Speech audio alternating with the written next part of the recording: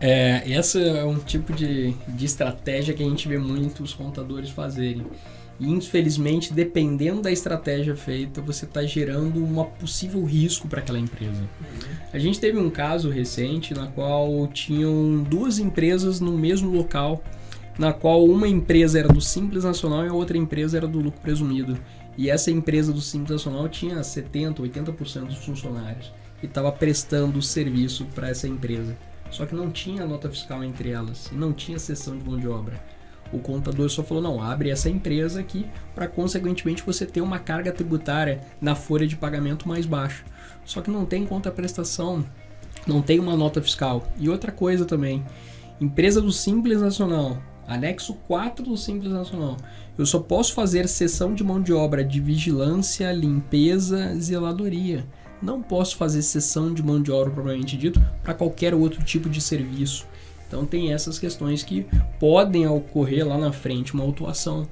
Então esses planejamentos tributários que o pessoal fala, não, você está quase extrapolando o limite do Simples Nacional. Abre uma outra empresa prestando o mesmo serviço, coloca o nome do pai, coloca o nome da mãe. Olha, me desculpe, mas esse tipo de planejamento é equivocado. Ele pode te dar uma economia tributária naquele momento, mas lá na frente ele pode causar uma autuação. Por quê? Porque, querendo ou não, você só fez isso para segregar e pagar menos tributos. Só que você está gerando um grupo econômico. É a mesma prestação de serviço. Se fosse prestação de serviços separadas e distintas, não fosse o mesmo prestação de serviço ou o mesmo comércio, como se fosse, você poderia fazer. Mas muitas das vezes o cara faz o mesmo comércio.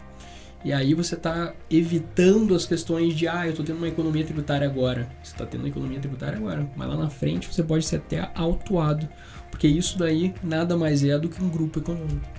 Então esse tipo de planejamento a gente sempre evita e a gente sempre dá um tratamento, uma consultoria para essas empresas dizendo, olha, se você tem um risco iminente, a Receita Federal tem 5 anos para te autuar.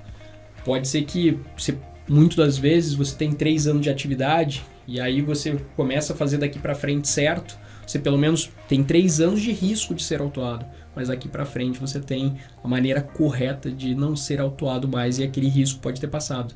E se passar 5 anos aquele débito, aquele passivo, está prescrevendo após 5 anos. Então, tudo isso você tem que pensar muito bem antes de fazer qualquer planejamento tributário.